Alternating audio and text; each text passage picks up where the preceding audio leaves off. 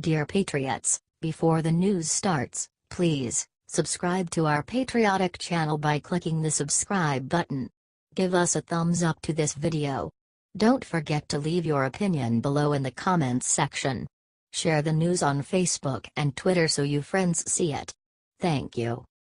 This is not a question of innocence or guilt. Jeb Bush makes strange verdict on Roy Moore. Roy Moore has been accused of sexual harassment by many women. However, there is not a lot of evidence which sparks a debate on how you treat the situation. According to Jeb Bush, Moore should drop out of the race for Senate, despite what the courts say. This is not a question of innocence or guilt like in a criminal proceeding, this is a question of what's right and what's wrong. Acknowledging that you're dating teenagers when you're 32 years old as assistant state attorney is wrong.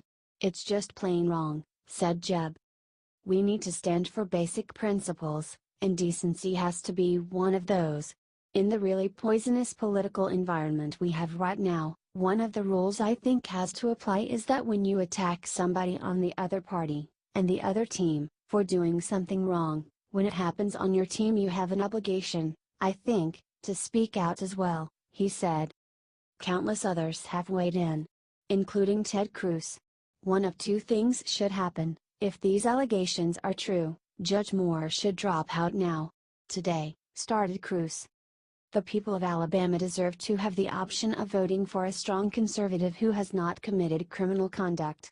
Or two, if these allegations are not true, then Judge Moore needs to come forward with a strong, persuasive rebuttal demonstrating that they are untrue, he said.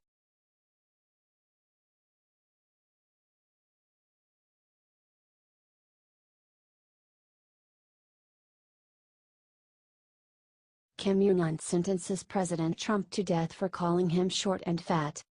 Kim Jong-un apparently took a lot of offense by President Trump's latest playful tweet directed at him.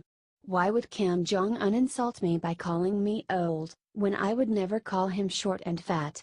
Oh well, I try so hard to be his friend, and maybe someday that will happen, tweeted President Trump. Kim Jong-un did not see the humor in this. Ro Dong-sin-mun from the North Korean state-run media outlet KCNA wrote that Trump has been sentenced to death by the Korean people. Trump betrayed his true colors as an old lunatic, mean trickster and human reject during his 1 night and 2 days stay in South Korea, says the article published 4 days after Trump's tweet. The worst crime for which he can never be pardoned is that he dared malignantly hurt the dignity of the supreme leadership of the DPRK. Trump, who is no more than an old slave of money, dared point an accusing finger at the sun.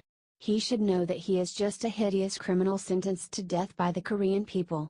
He will be forced to pay dearly for his blasphemy any moment, they wrote. The one who violated the dignity of the people and insulted them should never expect their pardon. The Korean people will regard the face of Trump as a symbol of wolf-like U.S. imperialism and as a target of merciless retaliation and send him to the hell he likes so much to tout, they continued. Rabid dogs barking can never frighten the Korean people. It is the principle and way of the DPRK to toughly react to any acts of hostility. The U.S. will have to bitterly experience what it dislikes most and witness what it thought of a nightmare, they wrote. Wow, Kim Jong-un is a very sensitive guy.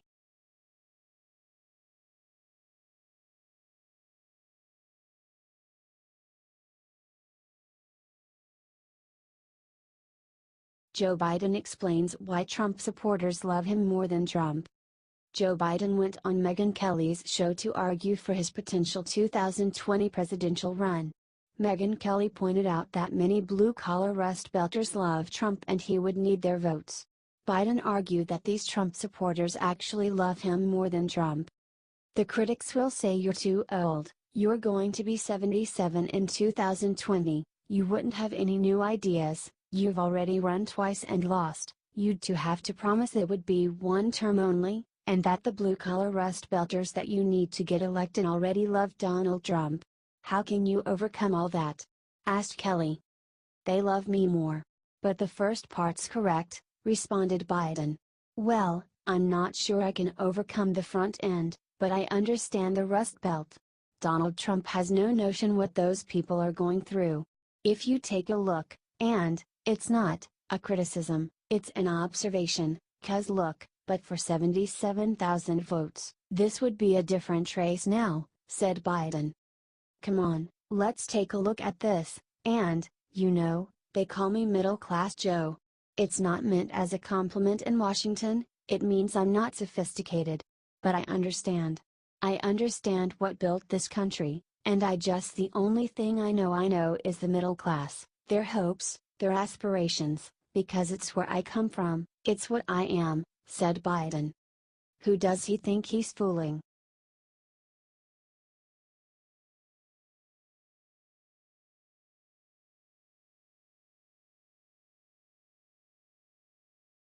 Trey Gowdy blasts Democrats for being hypocrites for awful thing they let Obama get away with. Trey Gowdy challenged Jeff Sessions during an congressional hearing. Gowdy gave a passionate speech about justice and called out Democrats for being hypocrites at the same time. I want to start with something that's very important to me, and I think it's important to all people in this country of good conscience, irrespective of their political ideation, and that's the independence of the Department of Justice. In my judgment, 2016 and 2017 have been challenging years for the Department of Justice, said Gowdy. Mr. Conyers asked you whether or not it was appropriate for the president to weigh in on an ongoing investigation. And of course, the answer to that is no. It is not appropriate. It's not appropriate in 2017, continued Gowdy. It wasn't appropriate when President Obama did it in the IRS targeting scandal. It wasn't appropriate when President Obama did it in the ongoing investigation into Hillary Clinton's server. It is never appropriate for a president to tell a Department of Justice what outcome it would reach. I just wish my friends on the other side of the aisle would have the same kind of outrage when President Obama did it as they do now, said Gowdy. How do you restore people's trust, Republicans and Democrats, confidence in a Department of Justice when it seems like different rules apply depending on who's in power? Asked Gowdy. Sessions responded that we intend to do our work, according to the established principles of the Department of Justice. We will not be infected by politics or bias. We will only make decisions we believe are right and just.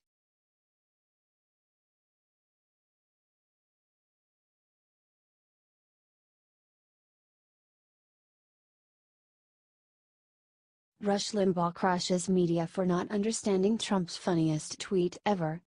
Rush Limbaugh crushed the mainstream media for missing the humor in President Trump's now famous tweet.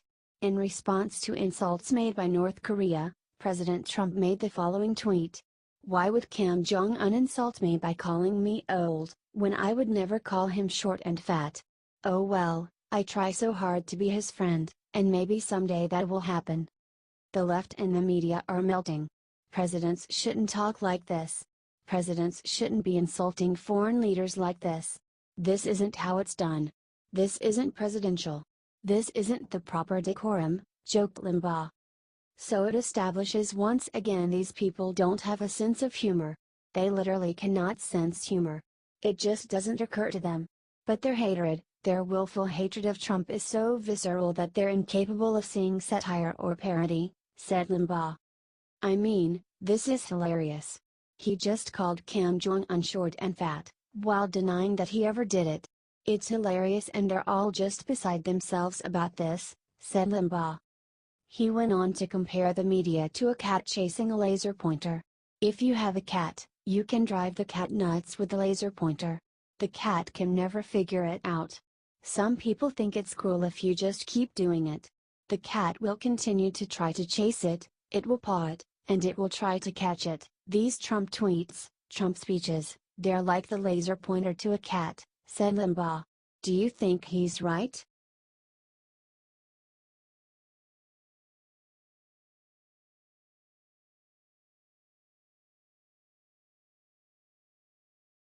CNN's Jake Tapper makes shocking confession on how his network has treated Bill Clinton's accusers. Now that so many Democrats are being accused of sexual assault, they have stopped trying to argue that assaulting women is a conservative problem, like they have been trying to do in their war against Fox News. And now that the Clintons are out of the spotlight, they are finally able to admit the obvious. Bill Clinton is a sexual predator. You know something? And maybe it's the Southern accent that reminds me of this, but I think we are, and we've seen some of this in the press. There was a story in The Atlantic called Bill Clinton, A Reckoning, started Tapper. Chris Hayes said something the other day, and other people have.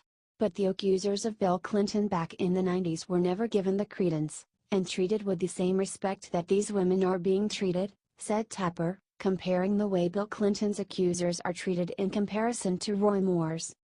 And I think that there is something to be said about how society has evolved since then, but, in addition, it's hard not to look back at that period and think, you know what?